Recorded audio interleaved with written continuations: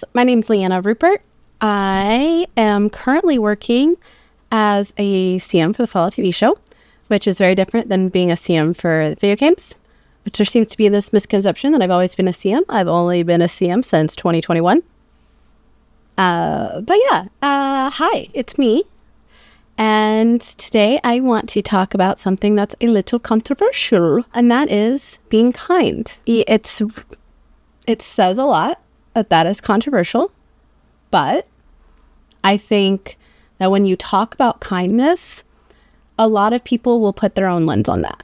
So how they perceive kindness is what tone they put onto when you're talking about kindness. So I thought this would be a cool opportunity to just kind of talk about what I mean by kindness and how it's not just targeted for one group of people. It is for all humans, and why it's so important, what that even means. What is the difference between kindness and being nice? Because I have been very vocal about I am not a nice person. I am a kind person. Kind doesn't always mean polite, but kind is genuine. And I haven't always represented myself and been in touch with my kindness in the past. And that is the same for every single person. I don't know any person on this planet, regardless of their beliefs, that hasn't fallen victim to being too reactive. And that's okay. We are human.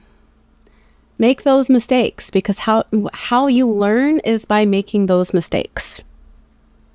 And accountability doesn't mean anything if you're not willing to take in the growth from those lessons learned.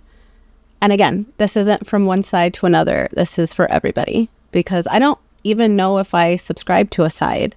You know, a lot of times people like to put people in boxes of they're left, they're right, they're this, they're that, they're And it seems very odd, because then you are siloing your tunnel vision to be within a very specific perimeter that cuts out like 99% of the rest of the world. Why would you ever want to do that to yourself?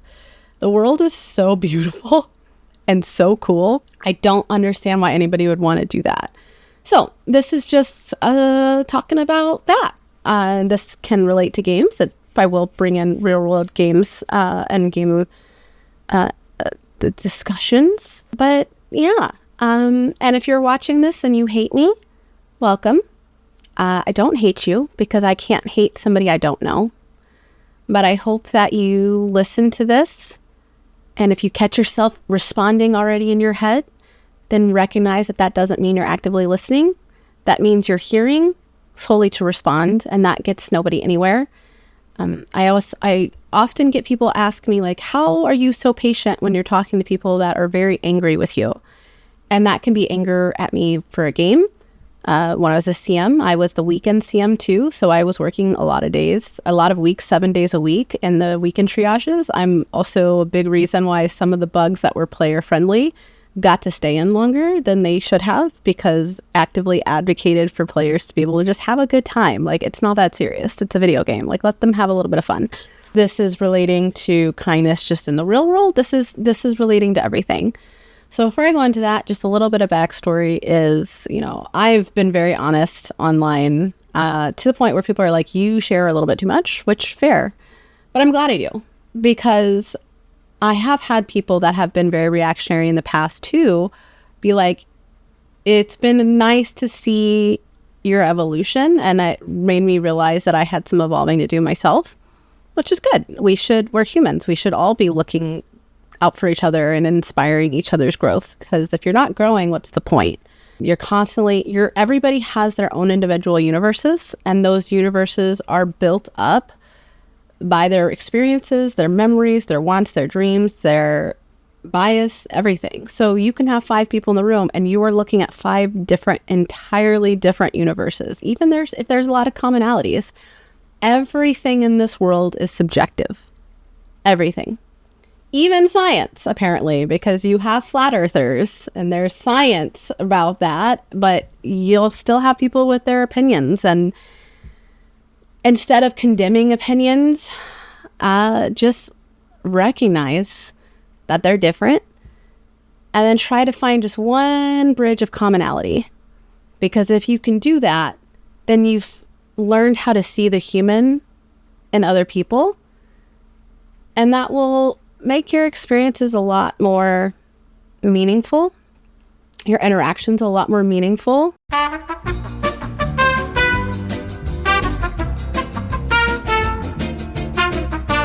I'm going to go back to where I thought I was, and hopefully it's cohesive. And if not, you guys are already familiar with what clusterfuck I am as a human being, so it's okay.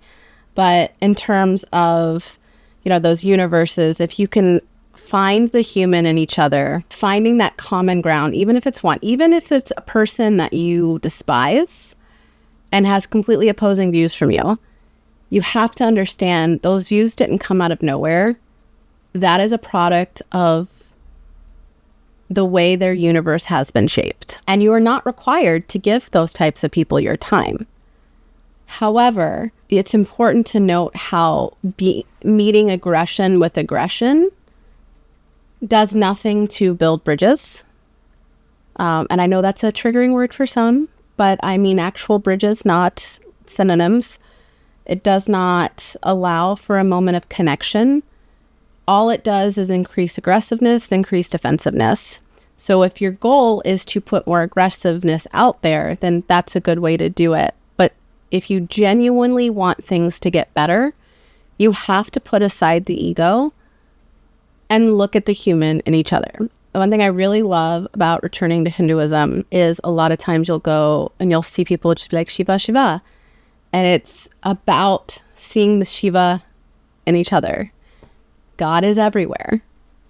God is you. God is God. God is everything. Whatever cultural lens you have on that, we are all connected on a fundamental, universal level. And I like seeing Shiva Shiva because that allows me to recenter myself and really fight back against a lot of conditioned biases I've had to work through. And online, if you follow me online, you've seen this many times of me talking about my journey in becoming less reactive and being more open and returning to a level of softness that allows me to see the human in others. And I've had some really amazing conversations from this. I remember there was one person that was constantly sending me and Dylan, DMG from Bungie, death threats. And eventually one of the days that it was getting a lot, I just was like, does this make you feel better? Would you be open to me sending you a DM? And he said yes. And I sent him a DM and I said, look, you can tell me to fuck off if you want. If I'm off base, tell me to fuck off because I don't know you. This is just me trying to see what is a driving force behind you sending us these types of messages so often. And this is all public. Like there was even a lawsuit with it. Like there's a lot of this. I'm not going to say anything that I can't back up, which is why it's frustrating when you can give every bit of proof that's possibly available and people still say it's not enough, because it's not easy being honest, because that means you have to be honest about your shortcomings, and nobody wants to do that. Nobody wants to sit there in a mirror and be like, wow, I haven't been my best self. But you have to do that to be better and to constantly be growing to a more authentic version of yourself, a more kind version of yourself, a more connected version of yourself. You have to have those uncomfortable conversations. And I think that's why some people are very uncomfortable with me, because I've had many people tell me I'm like a mirror, because I am so open about that journey for myself that when people are not willing to do that work, they tend to be on a subconscious level very uncomfortable around me. And that's understandable. I get it. It's very uncomfortable for me. I hate doing this work. It sucks. And it feels like it drives you mad, but I feel like it's important. And so we had this conversation. I was like, I'm seeing a lot of anger in you that seems to be stemming from something that's got nothing to do with the game. For those not familiar, the game is Destiny 2. And I was like, I just wanted to reach out. If you need an ear, I'm here. I remember I was very angry when I got out of the military, and I lashed out a lot. I lashed out because I needed to feel heard, and nobody was hearing me unless I was angry. And I hate that, because spreading anger doesn't do any good. It might feel temporarily satisfying, but it does no good. But I was thankful that I had people around me to pull me back, to be like, yo, shut up, step away and do some thinking. And that was a huge sign that they cared about me. At least that's how I took it. Maybe I'm delulu. It's very possible. But I said, I just wanted to reach out in case there's something else going on in your life that you're not feeling heard in, because I got 2 functioning ears. And it was such a good conversation, because he was like, well, my girlfriend dumped me. My dad committed suicide. And he had just had all of these horrible events back to back to back to back. And Destiny was his escape. So when Destiny wasn't performing to the level he needed in order for that escape to really matter to him, then that became the outlet for all of his frustrations. And he apologized. He apologized to all of us. And we still talk to this day. It would have been very easy for me to be like, fuck you. It would have been very easy to block him. And I do block. I never used to. It's so funny. When I was a CM, people were constantly telling me what I was doing. And it was just so incorrect. There was a big thread about how I'm a horrible blocker. And at that point, I only had 8 people blocked. So I don't know where that narrative came from, but that goes to show you how one person can absolutely set the tone for everything. And that person showed they were blocked, and that had people having expectations and running with it. Just like people are making expectations about how I am based on years old shit. And yeah, you should call it out. Absolutely. I've been calling myself out for years. But having that patience and being able to see when there is an opportunity. I wouldn't have been able to see between the lines to see if there was more going on if I didn't see him as human first. If I only saw him as an enemy or woke or anti-woke or whatever, then that conversation could have never happened. And when I'm talking about kindness, that doesn't mean nice. Nice is a manipulation. There are a plenty of people that hide behind nice personas. That's why I get kind of triggered, for lack of a better word, when I see people that are wolves in sheep's clothing. And that's on my side of the fence too. That's actually gotten me in trouble quite a bit, of me calling out those types of people on my side of the fence, because nobody wants to be called out. And learning how to be more effective in those calls instead of coming out right out of the gate, seeing that connector and seeing if there's a way to connect and evolve together.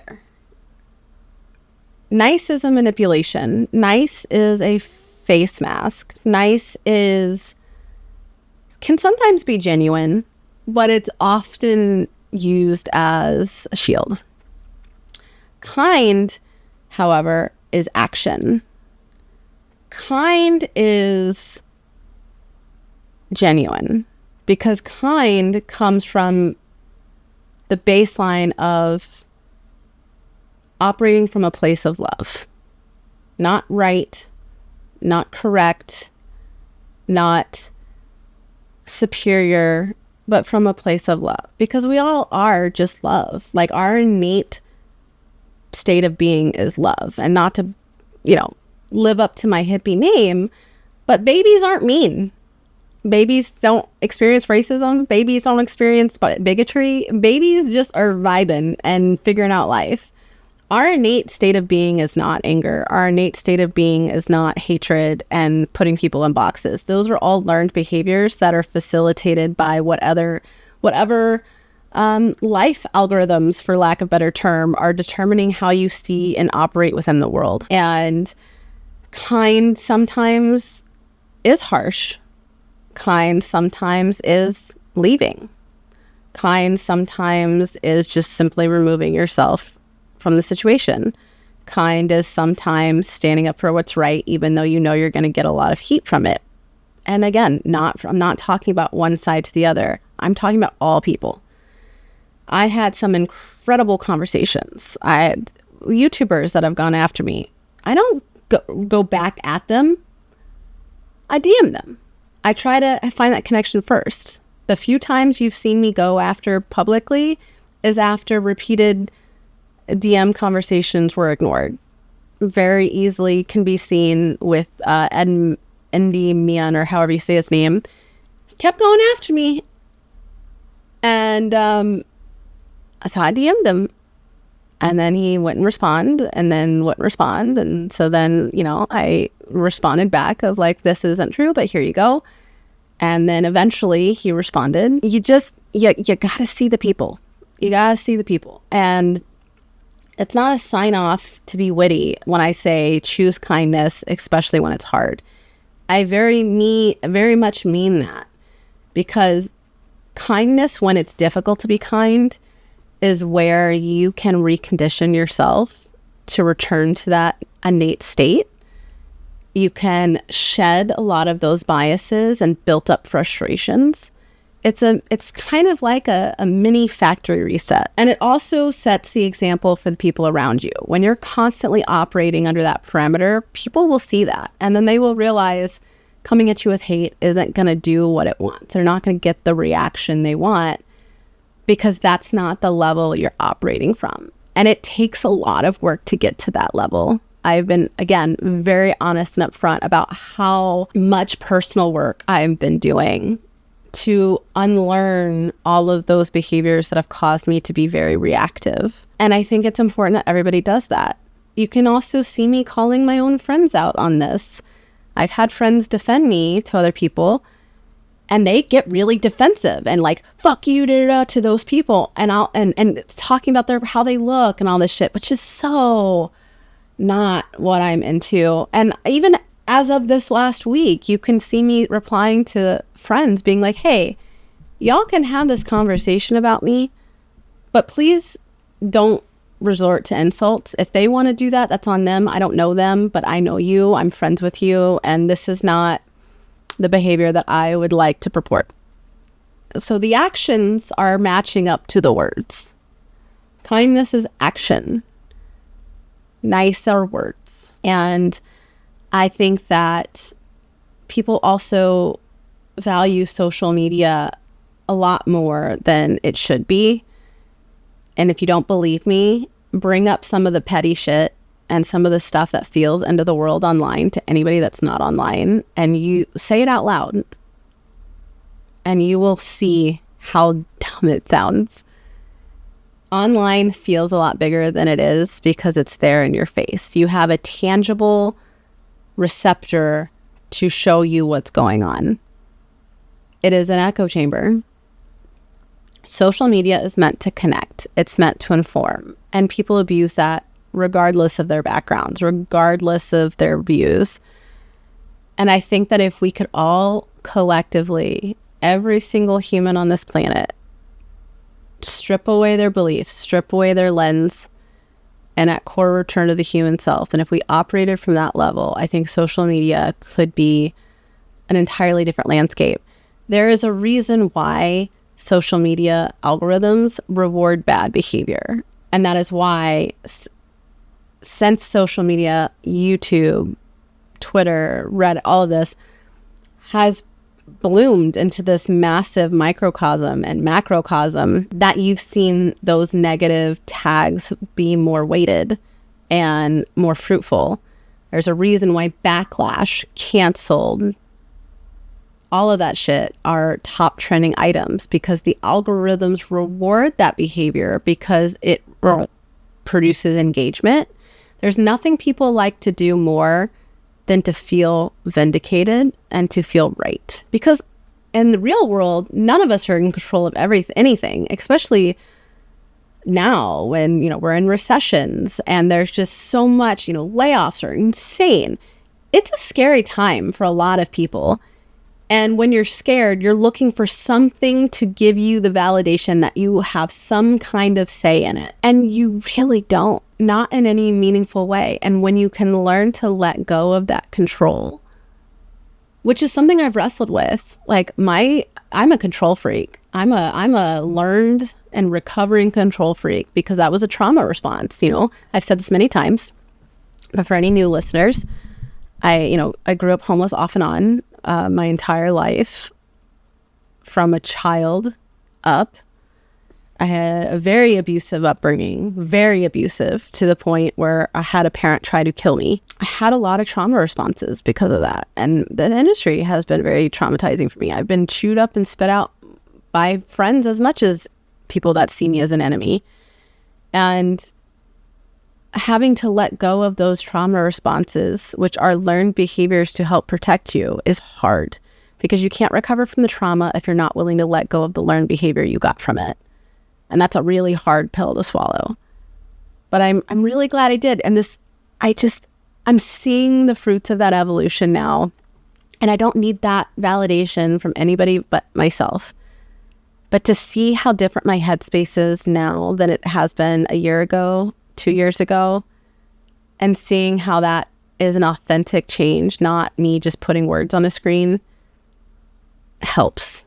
Because there's so many times when you're going through that shadow work where you kind of gaslight yourself into thinking you're a failure, and nothing you're doing matters. Nothing you're doing has any significant positive impact on yourself or the people around you. And then you have these instances where the universe kind of shows you, no, it does. Keep going. And I want, I'm not going to be here for very much longer. I've got so many health issues. I never got my final cancer all clear from the layoffs. I am a suicide survivor. And I think what people don't understand is when you have attempted suicide and you almost succeeded, I flatlined. When you come back, there's two major ways you approach life after that. One of them is, wow, I'm so glad that failed. I love life. And you want to drink it in. And the other way is the way I fit in, which is another reason why I am very happy to have been brought back to the path I'm on now, is you're just kind of existing because other people want you to exist. And those thoughts circulate. Suicide ideation is something that I will always struggle with. It's my first thought I have when I wake up. It's a reoccurring thought all throughout the day. And it is the last thought I think of before I go to bed. No amount of therapy or anything has helped with that. So I've had to become friends with it. Instead of seeing it as an enemy, seeing it as a challenge to be better. Because I know there's a timer on me, whether I give in or my health issues. Because, I was told I was going to die 10 years ago. When I got out of the military, I was told I had 2 years left. And that was a while ago. So I know I have a limited time on me, just like we all do. We never know if we're going to croak. But having that verification of that timeline makes me really committed to wanting to do as much good as I can. And that was a really good catalyst for me to do that hard shadow work. And I just want to encourage you to do the same, because it's one of the hardest things you're ever going to have to do. Healing is not for the weak. If it was, everybody would do it. But it's so important, especially if you care about the impact you have online. If I look tired at all, I have this horrible migraine. It's killing me. I feel I'm actively fighting nausea right now, so I apologize. But I really want that to be in something that becomes more of a norm of discussion and a baseline, because people only assume the worst baseline with people. And that assumption, there is a reason why in kindergarten we learn, what does assuming do? It makes an ass out of you and me. That's a core philosophy taught to kids for a reason, but we forget it, or we only apply it when it benefits us. That core philosophy is there, whether you want it to be or not. And I think if you could just step back a little bit, identify when you are being reactive and pulling yourself back. Walk. Take a 5-minute walk. Meditate. Whatever you got to do to get out of that place of ego, to look at what's happening more objectively and not so reactionary, you will be shocked at the resounding impact that has. So when I say be kind, I'm not saying be nice. I'm saying return to factory reset. Return to when you were a kid and you just wanted to make friends and laugh and have fun. Return to you. Find the Shiva in you, whether you believe in that or not. Adapt that philosophy. The world would be a much better place if we can learn to be wise, not wounded, and intentional, not reactionary. And I see people constantly talking about, we need to hold you accountable, or I need to hold myself accountable. But then when people have tangible proof of, okay, I held myself accountable and I'm doing the work, nobody wants to accept it, because now the narrative doesn't make sense. And now the people that are harming the other person or other party that don't want to have that honest conversation with themselves of, why do I feel the need to justify my behavior towards this person? They want to just keep doing that behavior. And that is a place of ego. We are human. Act like it. Humans are messy. Humans make really bad mistakes. Humans say things in anger that they don't mean all the time. Look at drunk people. So why don't we show that same grace to everyone we see, and then show that same grace to ourselves? Don't beat yourself up. Be like, oh, why was I such a dick? No, because that's going to discourage growth. Because if it's coming from a place of shame, of course you're going to compartmentalize it and try to bury it. Have that honest conversation, and don't look at it as, I need this. I need to do this to get this. Simplify, simplify, simplify, simplify.